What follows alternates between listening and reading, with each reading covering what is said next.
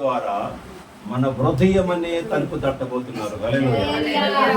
ఎంతమంది అయితే ఆ హృదయం అనే తలుపు తట్టినప్పుడు మరి ఆ ద్వారము తెరవబడినందుకు ఎంతమంది అయితే ఇష్టపడుతున్నామో దేవుడు వారితో కలిసి భోజనం చేస్తానంటున్నారు. హల్లెలూయా.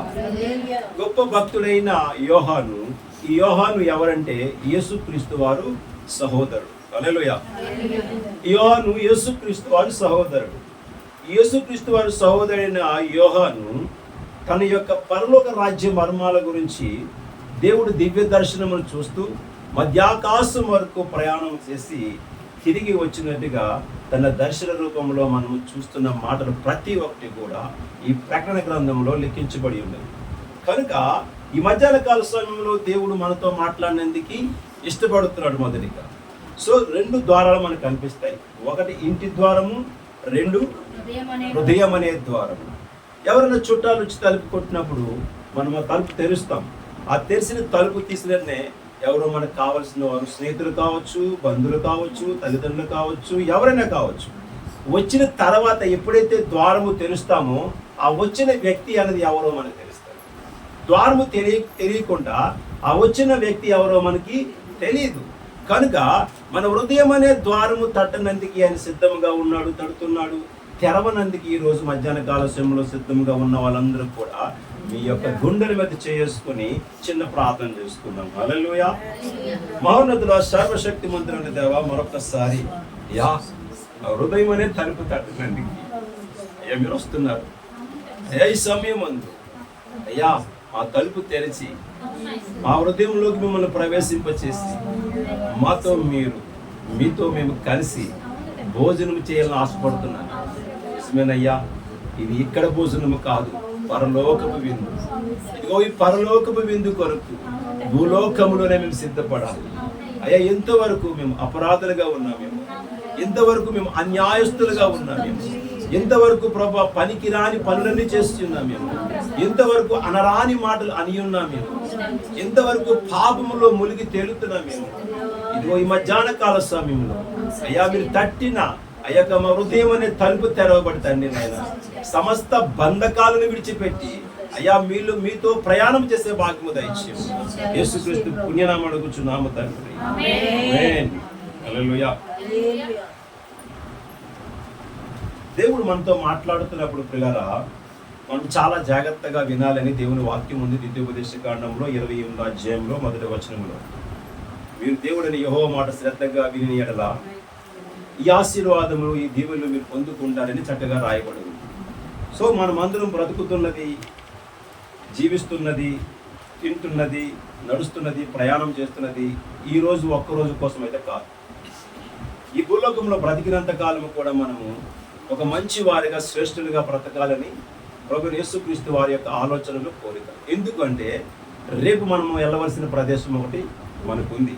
ఆ ప్రదేశమునకు మనము చేరలేని పక్షాన మనకంట ఎక్కువ చింతించేది ఎవరు అంటే దేవుడు మాత్రమే.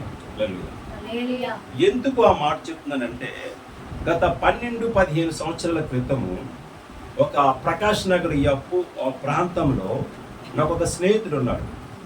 ఆ స్నేహితుడు తన ఒక ఇష్టమైన యొక్క వ్యక్తి విషయమై ఎంతో అన్యోన్యంగా సహవాసంగా తిరుగుతూ ఒకరోజు ఏదో ఘర్షణ పడి ఆ స్నేహితుడు భార్య అయిన తనకు ఫోన్ చేసి నువ్వు అర్జెంటుగా బేగా రా అని చెప్పేసి వెళ్ళిపోతున్న వ్యక్తిని మళ్ళీ తిరిగి పిలిచింది.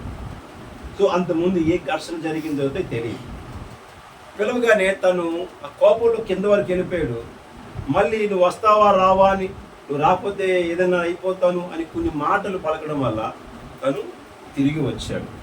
తిరిగి వచ్చినప్పుడు తను ఏం చేసిందంటే గెడ పెట్టేసి ఆ గెడ లోపల కుర్చీ వేసుకుని ఎదురుగా కూర్చొని ఆ పక్కన ఇంచుమించు 5-10 లీటర్ల కిరసనాయిల్ డబ్బా పెట్టుకొని ఒక అగ్గి పెట్టుకొని కూర్చొని ఆ గేటు దగ్గరికి ఎప్పుడైతే వచ్చాడో వెంటనే గెడ దిగి ముందే మొత్తం ఈ యొక్క కిరోసిన్ అంతా మీదన పోసేసుకొని అగ్గిని పట్టుకొని అంటించేస్తుంది.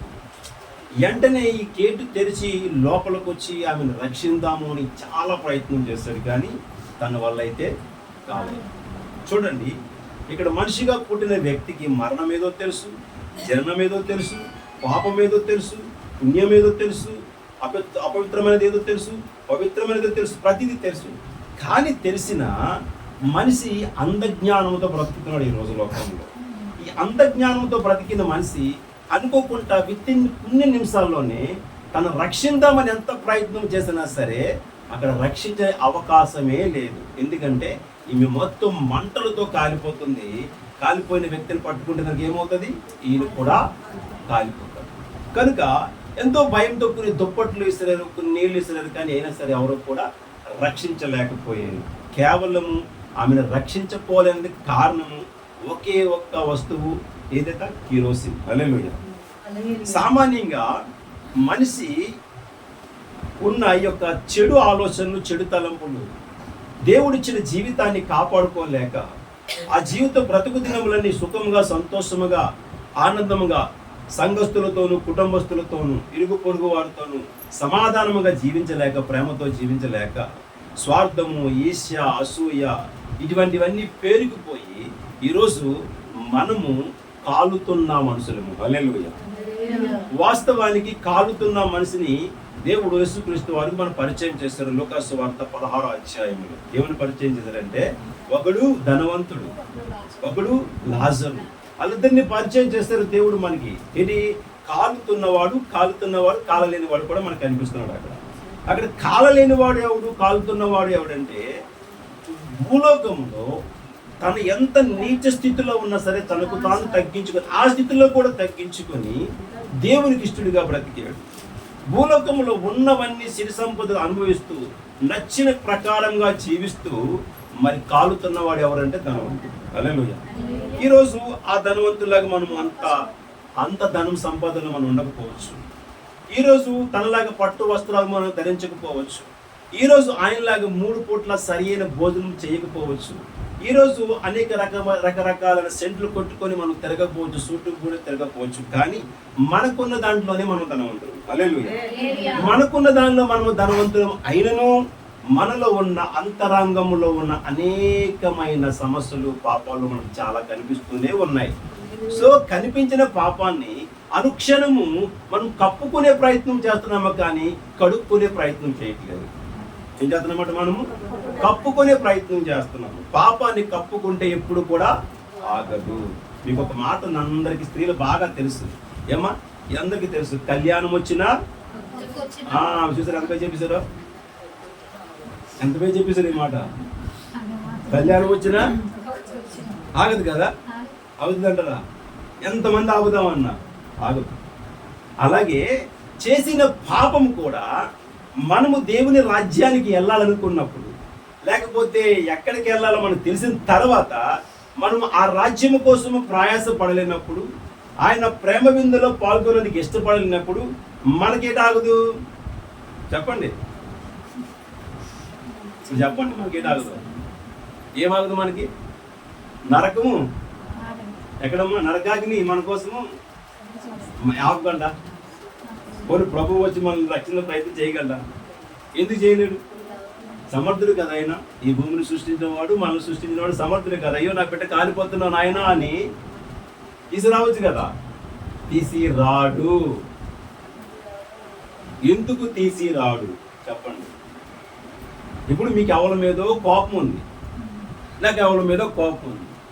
నాకు కోపం ఎలాగుందంటే అవతల వ్యక్తిని చంపేద్దామన్న కోపం ఉంది అనుకుందాం.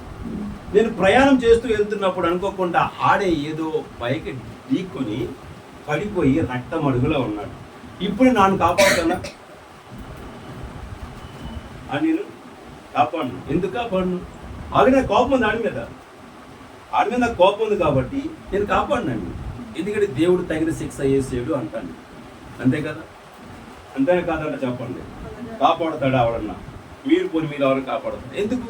అతని మీద ఇంతవరకు మనకు కక్ష ఉంది, ఇంతవరకు మనకు ఉద్రేక భావాలు ఉన్నాయి. కనుక మన కళ్ళ ముందు మన శత్రువు ఏమైనా అయితే అలా జరగాలి అంటాం తప్ప ఆడిని మనం కాపాడు. ఇప్పుడు దేవుడు మనకి తెలిసి మనం కాపాడము, దేవుడు మనకి తెలియజేసిన తర్వాత విని మనం కాపాడుకోలేకపోతాం. అలాగే మనం ఎక్కడికి వెళ్ళాలో అన్నది ఆయనకి తెలుసు. ఆయన మనకు చెప్పాడు. మనం ఎక్కడికి వెళ్తాం అన్న సంగతి మనకి తెలుసు. మనం అందులో నడుస్తున్నాం. నడుస్తూ తెలిసి కూడా మనం అక్కడికి వెళ్ళాలనుకున్న వారిని మనం ఏం చేస్తున్నాము? అనేక సార్లు తప్పటడుగులు వేస్తున్నాము. అనేక సార్లు ఎలాగ తప్పటడుగులు వేస్తున్నామంటే, మనకు కనిపించినవి అనేకమైన పాపాలు కనిపిస్తున్నాయి. అందులో కొన్ని పాపాలను మీకు జ్ఞాపకం చేసి నేను వాక్య సందేశంలోకి వెళ్తాను.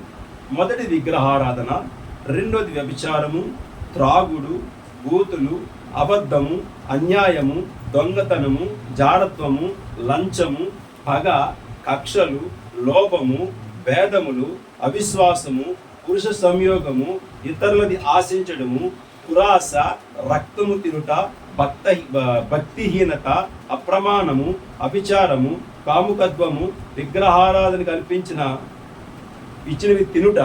చూడండి, దుర్నీతి, కానిది, దుష్టత్వము, చెడుతనము, లోభము, పిసనారితనము, అసూయ, ఈర్ష్య, మత్సరము, నరహత్యములు, కలహములు, గొడవలు, కపటము, వేషధారణ, వైరము, కొండెగాండ్రు, అపరాధములు, అద్వేషములు, హింసకులు, అంతకులు, గర్వము, బెంకములాడువారు, చెడ్డవాటిని కల్పించిన వాడు, తల్లిదండ్రులకి విధేయత కలిగి లేనివాడు, అవివేకులు, మాట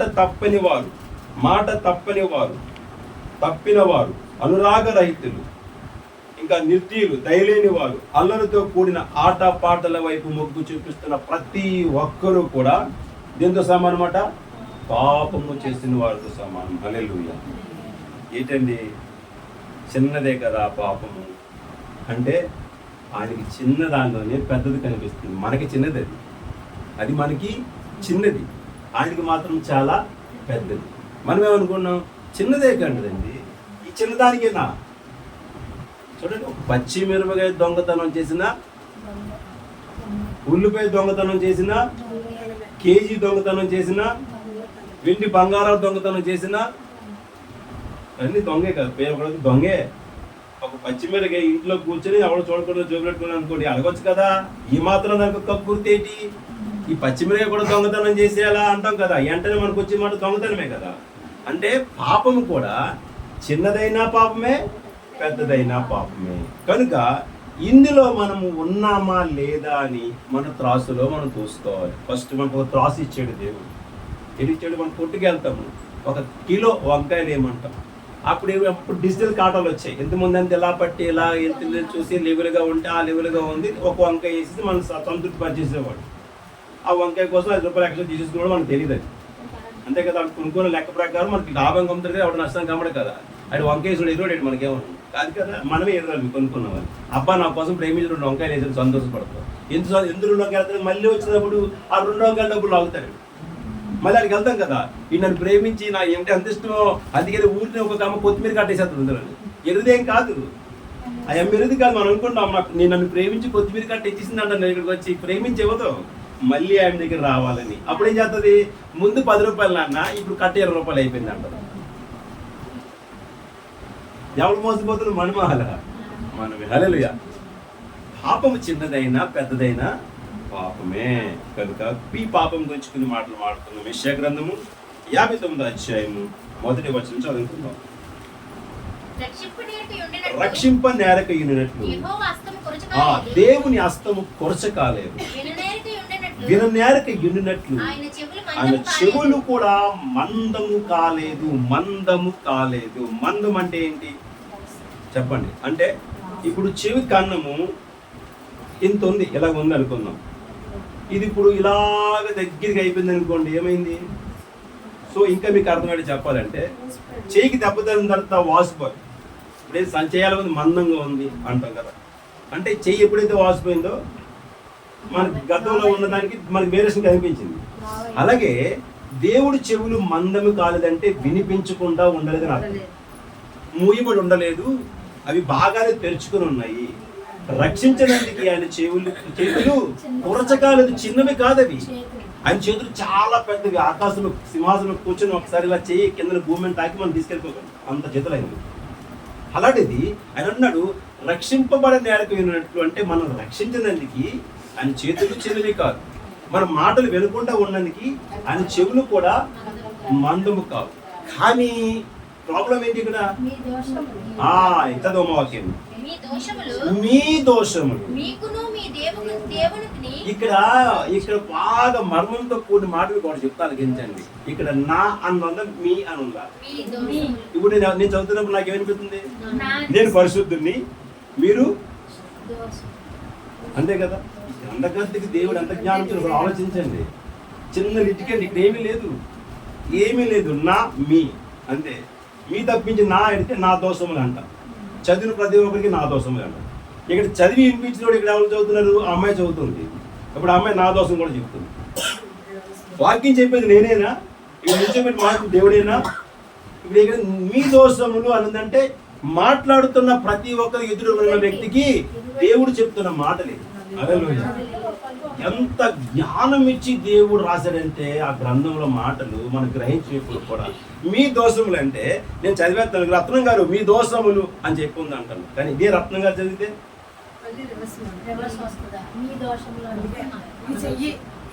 అంతే కదా. ఇప్పుడు ఇదే మాట రాయలం గారు చదివితే వెంటనే ఎవరు చదివితే ఎదురు వ్యక్తి కనబడుతున్నాడు, కానీ ఈ వ్యక్తి మాత్రం పరిశుద్ధులుగా అనుకుంటున్నాడు. అందుకని చదివించినప్పుడు పాస్టర్ గారు కూడా మీరు చదవండి అమ్మా అంటారు. ఆయన చదవలేక కాదు, ఎందుకంటే అవతలలో చదివితే ఆ దోష నాలో కూడా ఉందేమో అని కడుక్కోనండి. తర్వాత నేను చదువుతాను అన్నమాట, అంటే మీలో కూడా ఉందేమో కడుక్కోనండి. ఇప్పుడు మనకు దేవుడు రక్షించినందుకు ఏది కొదువుగా ఉంది? మనకి దోషము కొదువుగా ఉంది. ఇప్పుడు మనం ఇందాక చదువుకున్న ఇంచుమించు 18-20 ఒక అంశాలు మనం చదువుకున్నాం. అందులో ఏదైనా మన దోషం ఉందా ఒకసారి పరీక్షించుకుందామా? ఉండొచ్చు, ఒక్కొక్కరికి ఒకటి ఉంటుంది. దోషము లేని వాడు ఎవడు కూడా లేడు, నీతిమంతుడు ఒక్కడును లేడు అని ప్రభువు చెప్తున్నాడు. కానీ నీతిమంతులుగా తీర్చబడమన్నాడు. నీతిమంతులుగా తయారవ్వండి, మీరందరూ నీతిమంతులుగా తయారవ్వండి, మీరందరూ పరిశుద్ధులుగా తయారవ్వండి, మీరందరూ పరిశుద్ధ గుంపులు చేరండి అని చెప్తున్నాడు దేవుడు. మనకి చెప్పాడు కదా. మరి చెప్పిన తర్వాత వినకపోతే నష్టం ఎవరికి? మనకి. హల్లెలూయా. 2వ వాక్యం చదువుకుందాం. గలతీ పత్రిక 5వ అధ్యాయము 16-17 చదువమ్మా. గలతీ 5:16-17. నేను చెప్పినది ఏమనగా ఏం చేయాలి మనం ఇప్పుడు? ఈ దోషాలన్నీ కడుక్కోవాలంటే, ఈ పాపాలన్నీ కడుక్కోవాలంటే, మనం చేస్తున్న ప్రతి ఒక్క నీచ నికృష్టమైన పనులన్నీ కాపాడుకోవాలి అంటే, కడుక్కోవాలంటే ఏం చేయాలి? మనము ఆత్మానుసారంగా నడుచుకోవాలి. ఏం చేయాలి? మనము ఆత్మానుసారంగా నడుచుకోవాలి. ఆత్మానుసారంగా నడుచుకోవడం వల్ల లాభము 2 విధాలుగా మనం పొందుకుంటాం. 1 ఆత్మకు, 2 శరీరానికి. ఆత్మానుసారంగా నడుచుకోవడం వల్ల రెండిట్లు మనం జయిస్తాము. ఆత్మానుసారంగా నడుచుకోవడం వల్ల 1 ఆత్మతో పాటు శరీరాన్ని జయిస్తాం మనం. ఇప్పుడు ఆత్మతో పాటు శరీరాన్ని జయించాలంటే ఆత్మానుసారంగా నడుచుకోవాలి. లేదు నేను ఆత్మనే కాపాడుకుంటాను అనుకున్నప్పుడు శరీరాన్ని జయించాలి. ఇప్పుడు మనం ఆత్మను కాపాడుకొని ఏం జయించాలి? శరీరాన్ని జయించాలి. కొంతమందికి ఇక్కడ చాలా మంది షుగర్ పేషెంట్లు ఉంటారు. ఎంతమంది ఉన్నారు షుగర్ పేషెంట్లు? దయచేసి ఏమనుకోకండి, చేయరద్దండి. ఎంతమంది ఉన్నారు? చాలా మంది ఉన్నారు. ఇప్పుడు ఇక్కడ ఒక అద్భుతమైన స్వీట్ పెట్టాను ఇక్కడ అనుకోండి. ఇప్పుడు షుగర్ పేషెంట్ తినాలా తినకూడదా? తినకూడదు కదా. తినకూడదు. షుగర్ తినడం వల్ల నష్టమే ఖచ్చితంగా డాక్టర్ చెప్పాడు. షుగర్ తినడం వల్ల మీకు షుగర్ లెవెల్ పెరుగుతుందని చెప్పాడు. తర్వాత మీకు ఒళ్ళలో చెమటలు పడతాయి, కళ్ళు తిరుగుతాయి, మళ్ళీ హాస్పిటల్ పరిగెట్టాలి, 2 నీళ్ళు పొడి పెంచుకోవాలి, ఆ రాత్రి కూడా పూట తిండి కూడా మానేయాలి. అంటే ఈ చిన్న ఒక మిఠాయి తిన్నందుకు నీ శరీరం అంతా బలహీనమవుతుంది డాక్టర్ చెప్పినా వినకుండా నోరు కంట్రోల్ చేసుకోలేక రొట్టెలు వేసుకొని సపరేట్ మరి తినేస్తాం. ఏమంటే మాత్రం ఉంది కదా. ఏం చేస్తున్నాం? అదే ఇప్పుడు మనం అదే చేస్తున్నాం. ఏం చేస్తున్నాం? అదే చేస్తున్నాం కదా. ఏ విషయంలో? ఆత్మానుసారంగా ఆత్మను కాపాడుకోలేకుండా కాపాడుకుందామనే ప్రయత్నంలో మోసపోతూ చిన్నదే కాదని బూతులు మాట్లాడేస్తున్నాం, చిన్నదే కదా అని అబద్ధాలు ఆడేస్తున్నాం, చిన్నదే కదా అని టీవీలు, సీరియల్, సినిమాలు చూసేస్తున్నాం. మరి ఇదంతా ఏంటంట? షుగర్ చెప్పిన డాక్టర్ చెడ్డోడా? వాక్యాన్ని బోధించిన బోధకుడు చెడ్డోడా? ఈ వాక్య మర్మాలు రాసిన గ్రంథకర్తలు చెడ్డోడా? ఈ వాక్యాన్ని ఆల్కర్ రాయించిన దేవుడు చెడ్డోడా? ఎవరిది తప్పు? ఇప్పుడు మనం ప్రశ్నిస్తాం అంటే చెప్పారు కదా, ఎక్కడ ఉంది లోకం మన చేతిలో ఉంది? ఎక్కడ లేదండి, ఎక్కడ లేదు తోకం మన చేతిలో ఉంది. ఆ తోకం గురించి మాట్లాడుతున్నాం. రక్షించడానికి ఆయనకి చేతకారుడు కాదు కదా, ఈయన చేతకారుడు అండి, రక్షించలేడు, ఈడేడు చేస్తాడు అన్నది అటువంటి వాడు కాదు మన దేవుడు. అగ్నిలో కాలిపోతున్న వాళ్ళు మధ్యలోకి వెళ్ళి వచ్చి తీసుకొచ్చారు కదా. పాతాళ గర్భంలో ఉన్న యోనాని సముద్రం పైకి తీసుకొచ్చాడు. ఆకాశంలో సూర్యచంద్రుల మధ్య అలా నిలబెట్టేసి యోసుని గెలిపించాడు. ఎంత గొప్ప దేవుణ్ణి నమ్ముకున్న తర్వాత మనం చేస్తున్న చిన్న పొరపాటు సుగరమాతలు చేసుకుంటున్నాం. మనం ఇందులో ఎంతమందిలో చేద్దంటే ఎవరు ఎత్తరు లేరు. ఎందుకు? నేను చెడ్డదాన్ని అని అంటే ఇంకొక ఫీలింగ్ వచ్చేస్తుంది మనకి, యుగో ఫీలింగ్ ఎక్కువ కదా. ఇప్పుడు నేను చెప్తాను, ఇందులో నేను ఉన్నాను, ఈ షుగర్ పేషెంట్ భావంలో నేను ఉన్నాను, ఒప్పుకుంటున్నాను, నేను ఉన్నాను. ఏంటి ఒప్పుకోడంటే నాలో కోపం ఎక్కువ, అస్సలు మాట పడను, చెడ్డ మాట అంటే అస్సలు పడను. నేను పవిత్రంగా బ్రతుకుతున్నప్పుడు చెడ్డ మాట మాట్లాడినప్పుడు నేను అతనికి ఒప్పుకోను అంటే ఒప్పుకోను అంతే. సో ఆ విషయం నేను కోపడతాను, దేవుడు కోపడమని చెప్పాడు. కానీ పాస్టర్ గారు కోపడతారు ఏంటని అంటారు చాలా మంది. ఇక్కడే తప్పడం లేదు. అంటే పాస్టర్ గారు దేనికోసం కోపడ్డారు? మీ భవిష్యత్తు కోసం. యేసుక్రీస్తు అన్నాడు, నాకు తెలిసి నేను ఎక్కడికి వెళ్తాను, నాకు ఒక రాజ్యం ఉంది, నేను ఆ రాజ్యానికి వెళ్ళిపోతాను, నేను కొంతకాలం మీతో ఉంటాను. ఇస్కరియోతు ఎవరు బరబ్బతో మాట్లాడుతాను యేసు ప్రభు, అయ్యా నువ్వు నాతో జత కడితే ఏమన్నా, నాతో జత కడితే చెయ్యి కలిపితే ఈ రాజ్యాన్ని మనం సంపాదించుకుందాం, ఆ రాజ్యంలో ఒక హక్కుదాడిగా నేను ఉంటాను, ఒక హక్కుదాడిగా నువ్వు ఉంది అంటే, ఇది నా రాజ్యము కాదు, నా రాజ్యము పరలోకములో ఉంది అన్నాడు. ఇప్పుడు ఈ రాజ్యము, ఈ భూమి, ఈ ఇల్లు, ఇవన్నీ కూడా మనం కావు శాశ్వతం. ఇది ఎవరు తీసుకెళ్ళిపోతారో, ఎవరు తింటారో కూడా మనకు తెలియదు. తెలుసా అండి? మనం అనుకుంటాం, ఇగో ఈ దాస్తున్నాను కదా, ఇది నా భర్తే తినాలనుకుంటాం. కానీ భర్త కూడా తింటాడు తెలియదు, గ్యారెంటీ మనకు తెలియదు. కానీ మన ప్రయాస, మన ఆతృత, మన ఆలోచనలు భూ సంబంధమైనవి ఉండి పర సంబంధమైన ఈవులు కోల్పోతూ దేవుని ఆశీర్వాదాన్ని పోగొట్టుకుంటూ మనకి నచ్చుడుగా మనం బ్రతుకుతూ మనం పాపములో మునిగి తేలుతున్నాం. మనం అంటాము గర్భంలో పుట్టినప్పటి నుంచే పాపులుగా పుట్టాము, కానీ ఆ పాపాన్ని కనుక్కునే ప్రయత్నంలో మనం లేము. యేసుక్రీస్తు వారు కూడా పాపముగా పుట్టారని లేదని, పరిశుద్ధుడిగా పుట్టాడు. స్త్రీ పురుషుల కలయికతో పుట్టిన వాడే పాపాత్ముడు రాయబడింది లేఖన గ్రంథంలో. కానీ ఆయన పరిశుద్ధాత్మ శక్తితో పుట్టబడాడు కాబట్టి పుట్టిన వ్యక్తి పరిశుద్ధంగా జీవించినందుకు మనకు అనేక పాఠాలను నేర్పించాడు. రాజుకి దేవునికి తేడా ఒకటి చెప్పండి. రాజు అయితే మనం ఏం చేద్దాం? రాజు మనతో కూర్చొని భోజనానికి ఇష్టపడడు. రాజుకు ఒక అధికారం కావాలి. ఇప్పుడు సీఎం వచ్చాడు అనుకోండి, చంద్రబాబు నాయుడు వచ్చాడు అనుకోండి, మా ఇంట్లో కూర్చొని కింద కూర్చొని భోజనం అంటే నేను ఎవడో తెలుసా అంటాడు. అలాగే నువ్వు అది తిందామన్న పక్కలో సార్ మీ స్టేటస్ ఏంటి, మీ అధికారం ఏంటి అంటాడు. కానీ ఆయన మనతో కలిసి భోంచేస్తాడు. ఈరోజు మనం ఎవరో ఆయన తెలుసు, మనం తీరులము, దరిద్రులము, యోగ్యత లేని వారము. అటువంటి మనతో కలిసి భోంచేందుకు దేవుడు ఇష్టపడుతున్నాడు. ఈరోజు మనం దేవునితో కలిసి భోజనం ఇష్టపడితే మనలో ఏమైనా చిన్న చిన్న పాపాలు ఉంటే ఖచ్చితంగా 100%, 100% మీరు వాడుతున్న ఏరియాలో ఇటువంటితో అంతకంటే విలువైన వాక్యము. హల్లెలూయా. అంతకంటే విలువైన వాక్యము ఈరోజు మన హృదయాన్ని, మన శరీరాన్ని ఆ యొక్క వాక్యముతో కడుక్కొని మనం పరిశుద్ధులుగా జీవించే ప్రయత్నం చేయాలి. అసలు కొండెములు చెప్పడం కూడా పాపం. కంప్లైంట్లు, కొండెములు అంటే కంప్లైంట్లు, ఇది కూడా పాపం. అలాగా ఒక గొప్ప సేవకుడు, అద్భుతమైన సేవకుడు చిన్న పొరపాటు వల్ల పాపము ఆయన కానాను దేశంలోకి వాగ్దాన భూమిలో అడుగుపెట్టలేదు. అందరికీ తెలిసిన విషయం. ఆయన ప్రయాణము ఎంతమా 5,70,000 మందితో ప్రయాణం చేసి ఆ ప్రయాణము 40 సంవత్సరాలు ముగిస్తులోకి ఎన్నలైందట. అక్కడ 25 లక్షల మంది అయిపోయాడు. ఈ ముగించే లోపల ప్రయాణం మొదలుపెట్టినప్పుడు 5,70,000 మంది.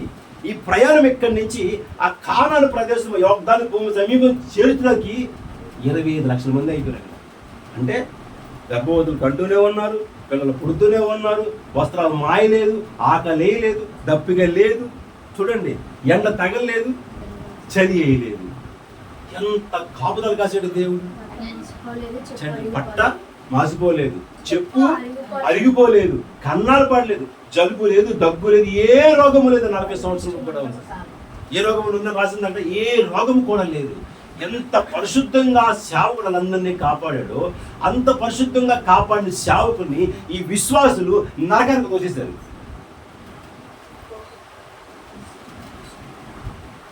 ఇప్పుడు సేవకుడి గారికి కోపమవుతుంది నేను ఏం చేశారు? ఈ సేవకుడిని ఏం చేశారు? విశ్వాసులందరూ ఎందుకు ఎలా తోసేశారు నరకానికి చెప్పండి ఒకసారి. ఎలా తోసేశారు? ఎలా తోసేశారు చెప్పండి. విసిగించేశారు. హల్లెలూయా. ఎలాగా విసిగించేశారు? వాళ్ళంటేనే రోకో, వాళ్ళంటేనే ఇష్టం, మాతో మాట్లాడరు. అబ్బా, ఇటువంటి మాటలు ఎన్నో వింటున్నాను నేను కూడా. ఏంటిది? సావుకుడికి అందరూ సమానమే, సావుకుడికి అందరూ సమానమే, దేవుడికి అందరూ సమానమే. సేవకుడు మాకు 2 శిక్ష అని దేవుడు పరిశుద్ధంగా రాసించాడంట. 2 శిక్ష. మీ మీద అబద్ధాలు ఆడినా, కొండెములు చెప్పినా, మిమ్మల్ని తప్పుదారి పట్టించినా సరే మీకంట మాకు మీకు కాలుస్తాడు, మళ్ళీ నూనెలో ఏది కాలుస్తుంటాడు. బోర్లు 2 ఉంటాయి. చికెన్ వండుకుంటాం కదా, అలా చికెన్ తెచ్చి శుభ్రంగా తాలేసి కారం ఉప్పు పెట్టి శుభ్రంగా టమాటా గిమాటా చెప్పి అందులో వేసి కొద్దిగా నీళ్ళు వేసి ఉడకబెట్టి అంటే చూసి రుచి ఉంటే దించేస్తాం. మాకు అలాగ ఉండదు. ముందు నూనె అలా మరుగుతుంటుంది, ఫ్రై మొక్కలు ఎత్తుంటాడు, ఇలా దేవుతాడు, ఇలా తెస్తాడు, అక్కడ పడేస్తుంటాడు. ఏం చేస్తాడు? మీకు మాకు చాలా తేడా ఉంది. అందుకని మేము చాలా జాగ్రత్తగా ఉన్నాం మీతో. ఎవరితోని? మీతో. మీరు ఎంత జాగ్రత్తగా ఉండాలంటే అమ్మా చాలా జాగ్రత్తగా ఉండాలి మీతో.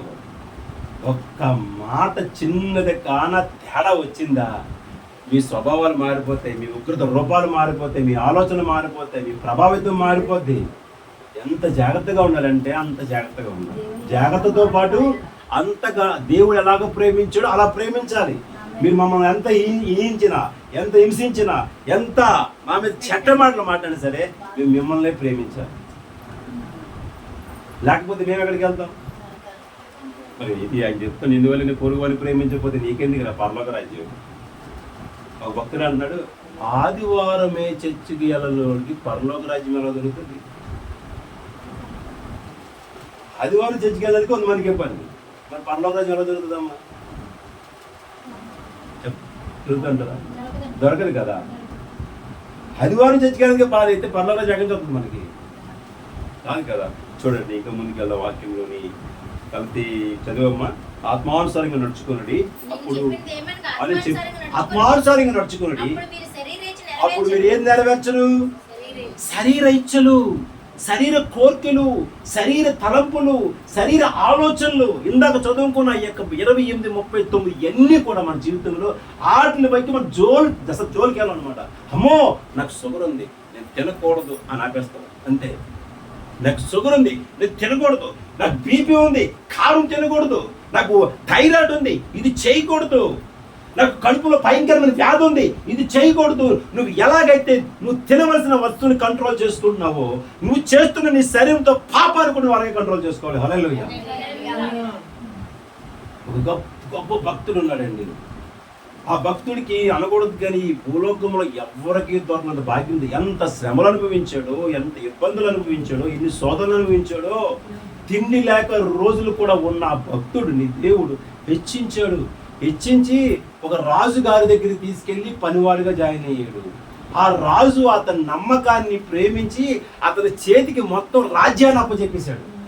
రాజ్యాన్ని అప్పచెప్తే రాజ్యాన్ని పరిపాలిస్తున్నారు. అతను చూసి, ఈ గొప్ప అందగాన్ని చూసి, రాజుగారి భార్యకి ఆల్రెడీ వివాహం అయి ఉంది కదా, వివాహమైన భార్య అట తిరిగి ఆ యవనస్తుడి మీద కన్నేసిందట. చాలా ఎర్రగా ఉన్నావు, పొద్దుగా ఉన్నావు, అందంగా ఉన్నావు, రాజు ఎక్కడికో ప్రయాణం వెళ్ళాడు అని తన రూమ్లోకి వెళ్ళి, తన గదిలోకి వెళ్ళి, నువ్వు నాతో పాటు ఉంటే ఈ రాజ్యానంతా నీకు రాసిస్తానంటే అని అన్నాడు. అమ్మా ఆ రాజు దీని మీద మొత్తం ఈ రాజ్యం అంత అధికారం నాకు ఇచ్చాడు, ఈ రాజ్యాన్ని పాలన తాళం చేయ నాకు ఇచ్చాడు, కానీ నీ మీద నాకు హక్కు లేదమ్మా. నువ్వు రాజుగారు భార్యకి మాత్రమే, నువ్వు నాకు తల్లి లాంటి దానివి, నువ్వు నాకు అక్క లాంటి దానివి, నువ్వు ఒక చెల్లి లాంటి దానివి. నేను నా దేవునికి విరోధిగా నేను ఉండదలుచుకోలేదు, నా దేవునికి ప్రియమైన వాడిగా నేను ఉండాలనుకున్నాడు. అవకాశం ఉంది కదా. ఏముందిలే ఇప్పుడు తినేది ఏమైపోయింది, మాత్రం వేసుకుంటే పోతుంది కదా షుగరు అనుకునేది కాదు దేవుని వాక్యం. హల్లెలూయా హల్లెలూయా. ఎన్ని సంవత్సరాలు కడుక్కుంటామని మన జీవితంలోని?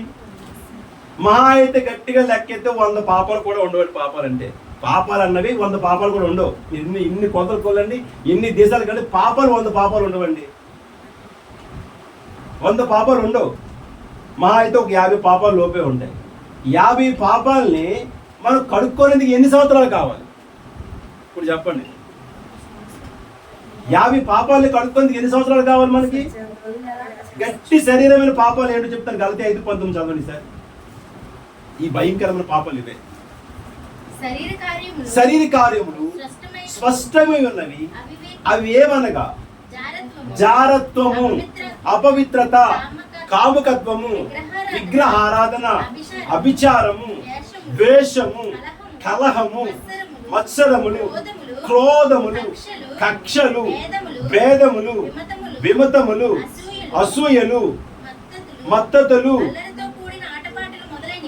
అల్లరితో కూడిన ఆటపాటలు అంటే ఏంటి చెప్పండి? ప్యాకప్ అన్న పర్సలు, రేపు వచ్చే నెల గైరమ్మ పర్సలు, గైరమ్మ సంబరాలు.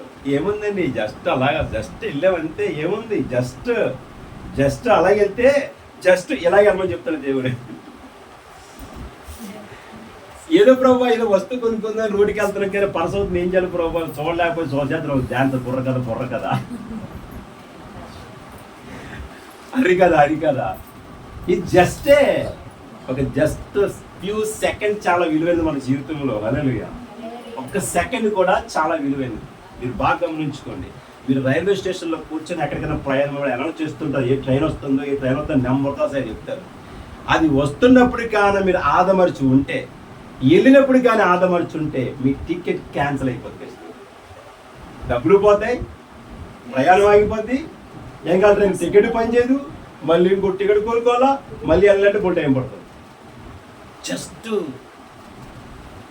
చిన్నదే జేయుఎస్టీ, జస్ట్ 4 అక్షరాలు, కానీ మిస్ అయితే మాత్రం లాంగ్ లైఫ్ అయిపోతుంది మనం.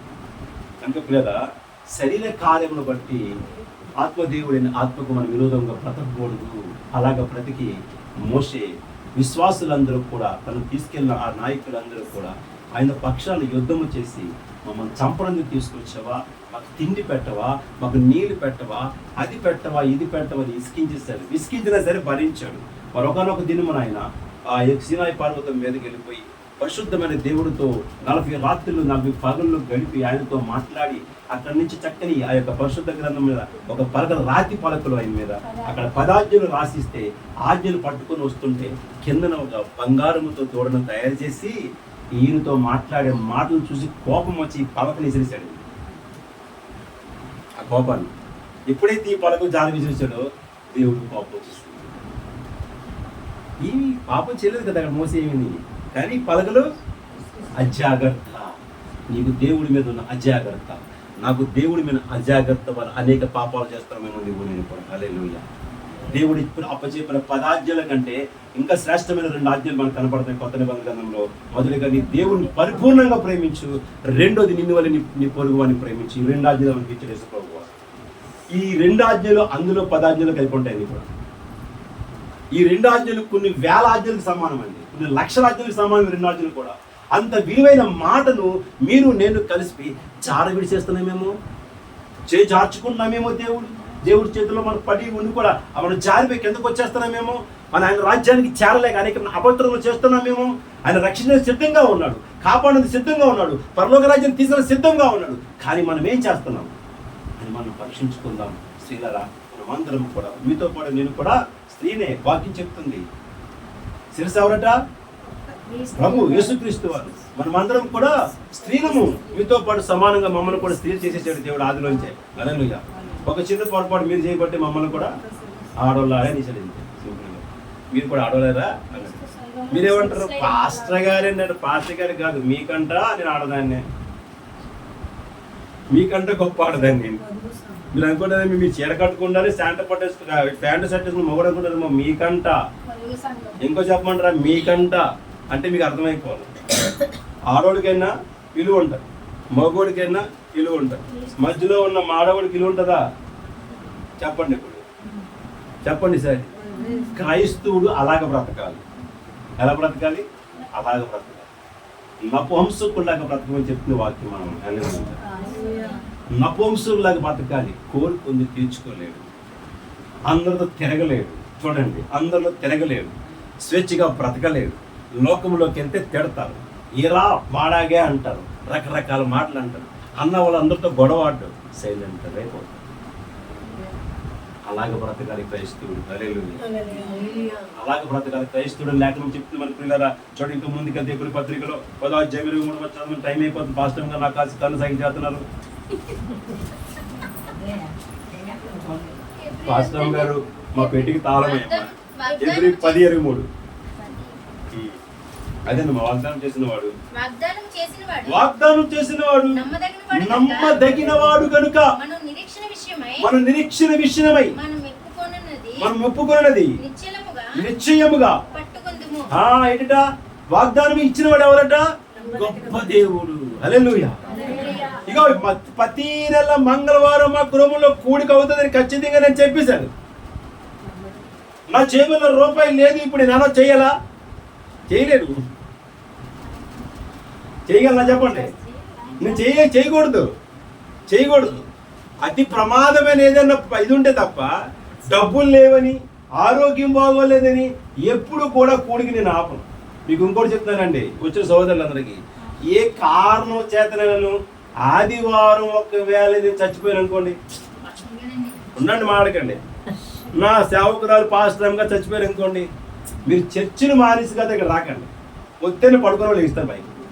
ముందు చెప్తున్నాను, చర్చిని మానేసి రాకండి. నేను అది మృతం అయిపోయింది. నా ఆత్మ ఈ పరలోకానికి వెళ్తుందో నరకానికి వెళ్తుందో దేవుడికి నాకు సంబంధం చూసుకుంటాం. కానీ నా కోసం పరిశుద్ధమైన దేవుని మందిరం విడిచి మీరు రాకండి.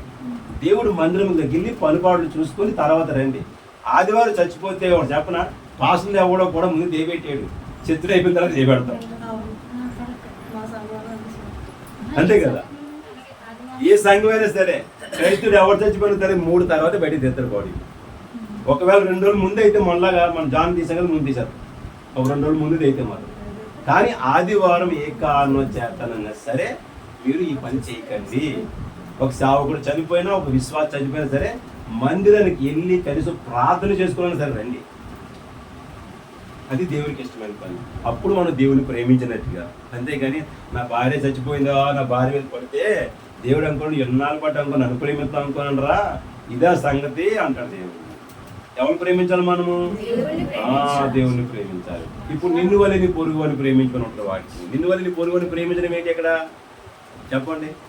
వాళ్ళ కష్టాల్లో, మన కష్టాలు ఉన్నప్పుడు మనం ఎలాగ బాధలు మనం షేర్ చేసుకున్నాం ఒక కుటుంబంలో, సేమ్ అలాగే మనం వాళ్ళతో షేర్ చేసుకున్నాం. వాళ్ళ బాధల్లో, వాళ్ళ సోదల్లో, వారి వేదల్లో, వారి సమస్యలో, వారి ఇబ్బందుల్లో, వారి ఇరుకులో, ప్రతి దాంట్లో కూడా మనము వాళ్ళతో పాలు భాగస్తులు ఉండడమే క్రైస్తవ్యం అంటే. ఈ కుటుంబస్తులు కూడా షేర్ చేసుకోవడానికి ఇష్టపడరు. క్రైస్తవులుగా బ్రతుకుతున్న ఈ యొక్క బ్రతుకులో మనము ఇవి అనుసరించలేనప్పుడు నిజంగా క్రైస్తవులు చెప్పుకోవడం కూడా వ్యర్థమే. మనం ప్రేమ లేకపోతే, సమాధానం లేకపోతే, సంతోషం లేకపోతే, కలిసి జీవించలేకపోతే, ఒకరికొకరు హెచ్చించుకుంటూ పోతే క్రైస్తవ్యమే వ్యర్థము. యేసుప్రభు కన్నా గొప్ప వాళ్ళమేమన్నా చెప్పండి. మీకు గ్లాస్ నీళ్ళు ఇస్తాను, దర్శనం చేయండి, చూస్తాను, చెయ్యండి అమ్మా. ఇంట్లో ప్రార్థన అవుతుంది. ఇప్పుడు నిమ్మకాయ నీళ్ళు నేను కలపలేదు, మీకు ఎండోడు కాలుతుంది, చెయ్యటి తిప్పండి. నిమ్మకాయ నీళ్ళు అయిపోలేండి, తీపి నీళ్ళు అయిపోయింది, తిప్పండి. కాదు కొన్ని సూర్యుడు నాపండి, దాని బయటకి వెళ్ళి వస్తాను, వర్షం వస్తుంది, ఆపండి. ఆపలేము. మనకెందుకేనండి వెళ్ళప్పుడు నాకు అర్థం అవ్వట్లేదు. ఆకాశం ఆగంట ఆగుతుంది, భూమి ఆగంట ఆగుతాడు, సూర్యుడు ఆగంట ఆగుతాడు, చంద్రుడు ఆగంట ఆగుతాడు, నేల పండించండి పండుతుంది. ఏ సమయం వర్షం పడమంటే ఆ వర్షం పడుతుంది, మనం పడమంటే పడుతుంది, అది దేవుడు పడు అంటే పడుతుంది. అది అంత శక్తిమంతుని ఎరిగి ఉండి కూడా మన నిశ్చేతలేటి, మన ఆలోచనలేటి, మన ప్రవర్తనేటి, మన ద్వేషాలేటి, మన కలహములేటి, మన మత్సరములేటి, మన డమ్మములేటి, మన క్రోధములేటి, దేనికి అంగీకరించే క్రీస్తుని మనము. ఈరోజు మన వల్ల నేను దేవుడిని నమ్ముకున్నానంటే నా కుటుంబ సభ్యులందరూ కూడా దేవుడిని నమ్ముకునే విధంగా నేను బ్రతకాలి. ఎప్పుడు నమ్ముకుంటారు? వీడు దేవుళ్ళలో ఉన్నాడు, సేమ్ దేవుళ్ళలాగే బ్రతుకుతున్నాడు అనిపించుకున్నప్పుడే రక్షణ పొందుకుంటారు. అవుతుంది ఈ రోజు మనం చూసి మన పక్కింటి వాళ్ళు ఏం చెప్తారు తెలుసా? ఏంటంటే మీరు దేవుడిని నమ్ముకున్న బిడ్డలు ఇలా మాట్లాడుతారంటే ఇప్పుడు ఎలా ఉంటుంది మనకి? మన దగ్గర మాట్లాడరు. ఇప్పుడు నేను ఎంత చెడ్డోడని మీరు నా దగ్గర మాట్లాడరు. నేను చెప్తున్నా ఆలోచించాను. నేను చెడ్డోడినైనా సరే ఇప్పుడు నేను వాక్యం చెప్తాను కాబట్టి నా దగ్గర మాట్లాడండి. నేను మాట్లాడమని చెప్తాను. నాలో తప్పు ఉంటే చెప్పండి అని చెప్తాను. నేనైతే నాలో ఏమైనా లోపం ఉంటే చెప్పండి అని చెప్తాను. నేను సంఘంలో నేను అడగండి మా సంఘస్థులందరినీ.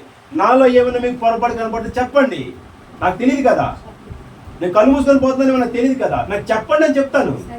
సరి చేసుకుంటాను. నేను చెప్పకుండా పాస్టర్ గారు కదా పెద్ద ఆయన కదా ఏమనకూడదు అంటే ఇక పెద్ద ఆయన తప్పులు చేసుకుంటూ పోతుంటాడు. ఆయనతో పాటు మీరు కూడా నరకానికి వెళ్ళిపోతారు అన్నమాట.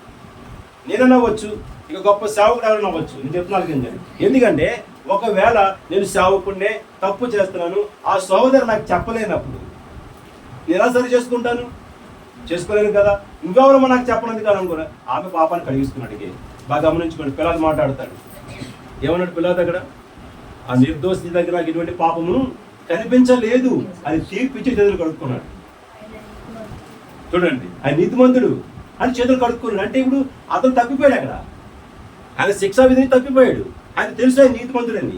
అందుకనే మీరేం చేసుకుంటారో చేసుకోండి అన్నాడు. అంతే. ఇప్పుడు ఎవరు శిక్షావంతులు అయ్యారు? అలాగే మీరు చెప్పకపోతే మీరు కూడా పాపం చేసిన వారే. మీకు కూడా తెలుసా? ఎవడో దొంగతనం చేశాడు, ఆడు మన ఇంట్లో కూడా అవ్వచ్చు, మన తండ్రి అవ్వచ్చు, మన బిడ్డ అవ్వచ్చు, లేదా మన భార్య అవ్వచ్చు, మన పిల్లలు అవ్వచ్చు, మన భర్త అవ్వచ్చు. దొంగతనం చేసేయడని చెప్తే పోలీసులు తీసుకెళ్ళిపోతారు. చెప్పకపోతే ఎవరికి పాపం? మనకే పాపం. మన భర్త దొంగ తెలుసుకోవడం, దొంగని ఎందుకు చెప్పలేకపోతాం? నీ భర్త ఒకలాగా బయట లోపల చెప్తావా? పక్కడు దొంగతనం దొంగండి ఇటు దొంగతనం చేసాడని చెప్తాం కదా. అదే మన భర్త దొంగతనం చేస్తే, అదే మన భార్య దొంగతనం చేస్తే, అదే మన పిల్లలు చేస్తే, ఇదిగో ఇలా కొడుకు చేశాడు కాబట్టి శిక్ష వెయ్యండి అని చెప్పినోడు నీతిమంతుడు. హల్లెలూయా. అప్పుడు నీతిమంతుడు, అప్పుడు పరిశుద్ధుడు. అప్పుడు దేవుని రాజ్యంలో మనకి లెక్క కరెక్ట్గా ఉంటుందండి. ఈరోజు మన పాపాన్ని తప్పేమనుకో, రేపు దేవుడు మన పాపాన్ని ఎత్తుతాడు. అందుకే అన్నాడు, ఇదిగో ఈ మధ్యాహ్న కాల సమయంలో ప్రభువు యేసుక్రీస్తు వారు మన తలుపు కొడుతున్నారు హృదయం అనేకాలు. మనలో ఏమైనా అజాగ్రత్తమైన చేస్తున్న పనులు ఉండొచ్చు, ఏమైనా మనలో నిరీక్షణ కోల్పోతున్న పనులు ఉండొచ్చు, ఏమైనా మన నోటితో ధమ్మంగా మాట్లాడి ఉండొచ్చు. ఇవన్నీ సరి చేసుకోవడం మన జీవితంలో కావాల్సిన వాక్యము దేవుడై ఉన్నాడు. హల్లెలూయా.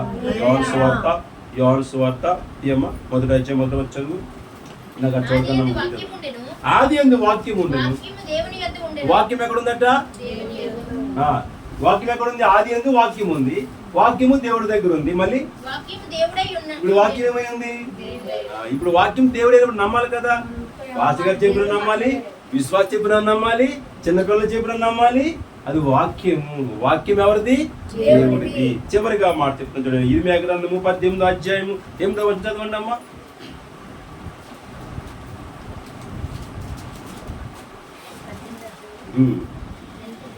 8.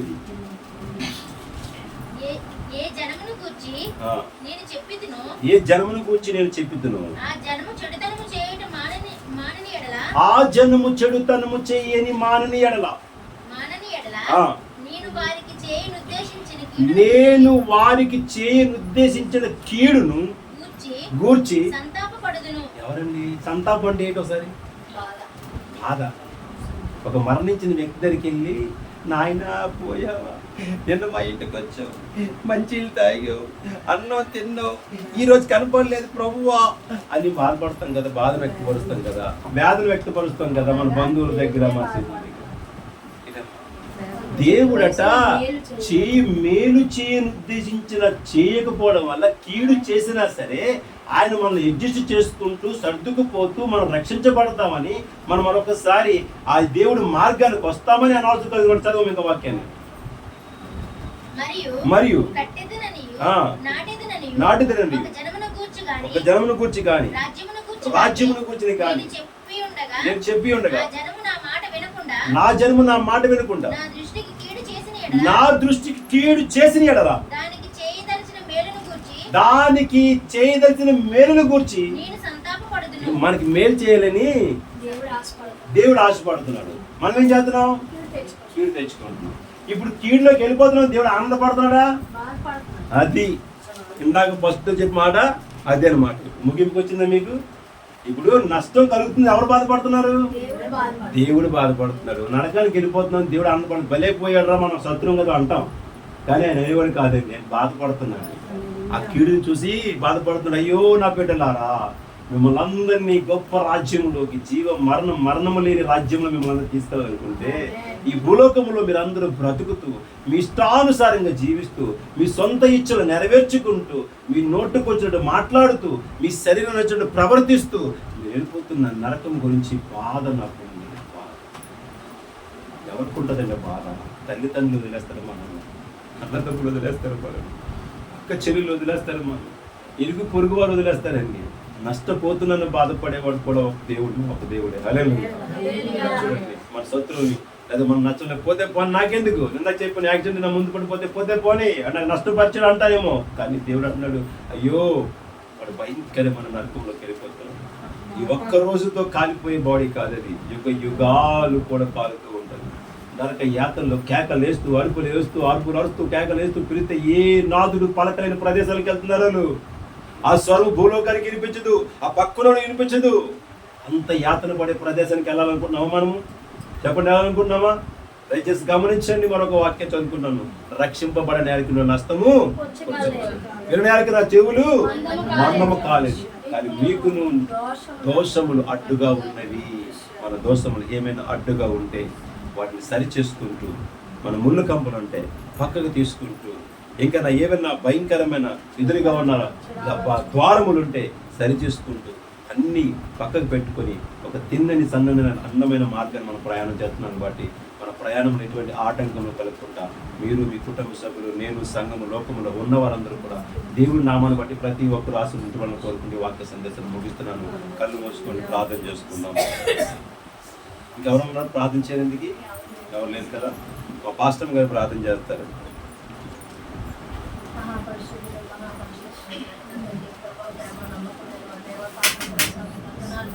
దేవా, ఈ రోజు నాయన తండ్రి ప్రభా, ఉదయకాల సమయం నుండి ఈ మధ్యాహ్న కాల సమయం వరకు కూడా నీ సజీవంగా రెక్కల కింద మమ్మల్ని కాచి కాపాడి నీ మమ్మల్ని దాచి ఇచ్చావు నాయన.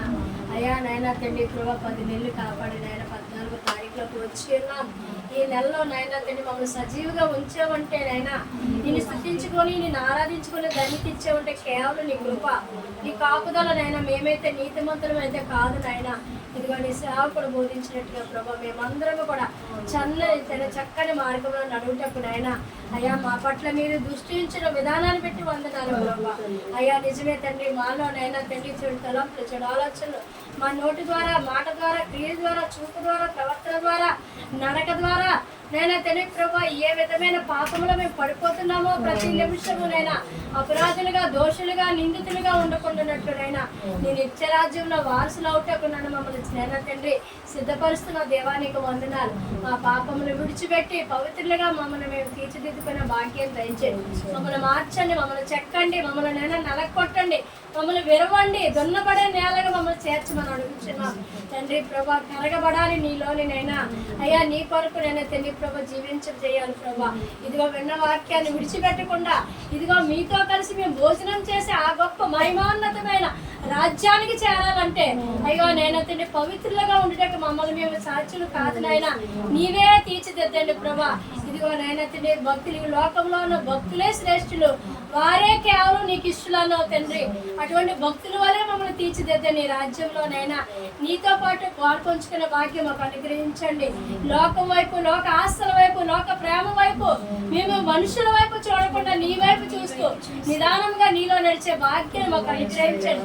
మమ్మల్ని, మా పిల్లల్ని, మా పిల్లలను కూడా దీవించి ఆశీర్వదించి తరతరములో కూడా నీ సన్నిధిలో నిలబడే గొప్ప భాగ్యాన్ని మాకు దయచేయమని ఇదిగో నీ సన్నిధిలో నైనా తండ్రి ప్రభు ఈ నెలలో 2వ మంగళవారం జరుగుతున్న ప్రార్థనకి వచ్చిన ప్రతి ఒక్క బిడ్డల్ని నేను దీవించి ఆశీర్వదించు, నిండారులుగా దీవించు నైనా. అయ్యా నేను తండ్రి ప్రభా, ఈ ఇంటిలో నేను బుద్ధిలో నేను తండ్రి నూనె తక్కువ కాకుండా, తొట్టులో పిండి తక్కువ కాకుండా ప్రతి ఒక్కరికి సమృద్ధిని దయచేయి. ఏ విధమైన ఆర్థిక సమస్యలు ఉన్నాయో, అనారోగ్య సమస్యలు ఉన్నాయో, మానసికమైన సమస్యలు ఉన్నాయో దేవా, ప్రతి ఒక్క దాన్ని విడుదల కలగచేసి నేను ప్రతి ఒక్కరు సిద్ధపరచబడి నీ రాజ్యం కొరకు ఎదురు చూసే ధన్యత మాకు దయచేయమని యేసు పరిశుద్ధ నామాన్ని మిక్కలు బ్రతుకున్నాడు వేడుకుంటూ అడుగుచున్నాము తండ్రి. పరిశుద్ధుడు సకల ఆశీర్వాదములకు కారణమైన దేవానికి వందనాలు. లేని వాడిని ప్రభావం నాకు ఇచ్చినందుకు వందనాలు ప్రభావం. అయ్యా మాట్లాడిన ప్రతి మాట మా చెవి కూడా వినికిడి కలిగించడం నీ వందనాలు. అయ్యా చిన్న పొరపాటు మా జీవితాలను నాశనం చేస్తుంది, చిన్న పొరపాటు రాజ్యాన్ని కోల్పోయే విధంగా చేస్తుంది, చిన్న పొరపాటు లోకంలో నీతిగా బ్రతకలేని పరిస్థితి చేస్తుంది. కాబట్టి ప్రభా అటువంటి ప్రభావాన్ని చిన్న పొరపాటు మా లక్ష్యమైన ఉంటే సరి చేసుకుంటూ అయ్యా ఒకరిని ప్రేమించుకుంటూ అయ్యా మీ సేవను ప్రభావాన్ని నా సహకరిస్తూ ఒకరిని ప్రోత్సహించుకుంటూ ఈ నామాన్ని హెచ్చించి మేము తగ్గించుకునే భాగ్యం దయచేయమని ఇప్పుడు వచ్చిన బిడ్డలందరూ ప్రభావ మా కొరకు ఎంత ప్రయాస కలిసి కన్నీటి వచ్చి ప్రార్థన చేస్తున్నారు ప్రభావ. వారు చేసిన ప్రతి ప్రార్థనకి ప్రతిఫలము దయచేసి మహిమ ఘనత ప్రభావం మీరే పొందుదామని మీ చిత్తమైతే ప్రభావాన్ని నిన్న 11 నెలలు జరగవలసిన 2 ఆ యొక్క ప్రభావాన్ని నిన్న మంగళవారం కుడిపిలో కూడా అయ్యా మమ్మల్ని మరొకసారి సమకూర్చమని, ఎంతకంటే అనేక జనాలను సమకూర్చమని ఘనత మహిమ ప్రభావం మీరే పొందుతామని యేసుక్రీస్తు పుణ్యనామం అతి వ్యక్తులు వినియమతో ప్రతిమలాడి వేడుని అడుగుతున్నాము. దాన్ని యేసు రక్తమే శిలువ రక్తమే శిలువ రక్తం సంపూర్ణ విజయం కలిగింది.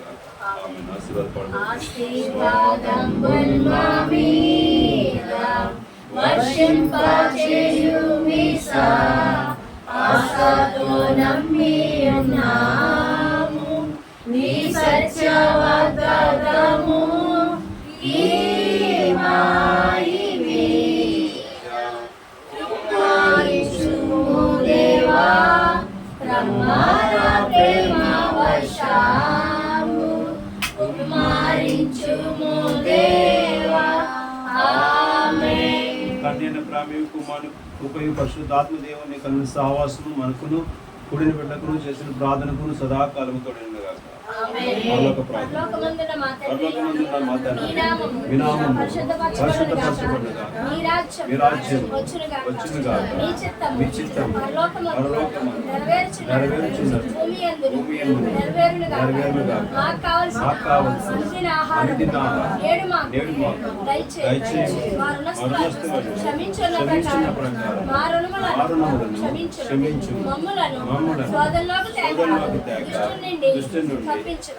ఎందుకనగా రాజ్యము మహిమ ఘనత ప్రభావం సర్వము మీదే ఉన్నది మా తండ్రి. ఆమేన్. వందనాలమ్మా.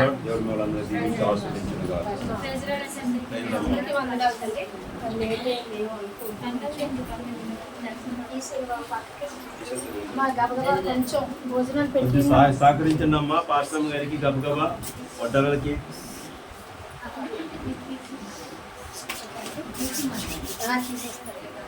బాబు కళ్యాణ్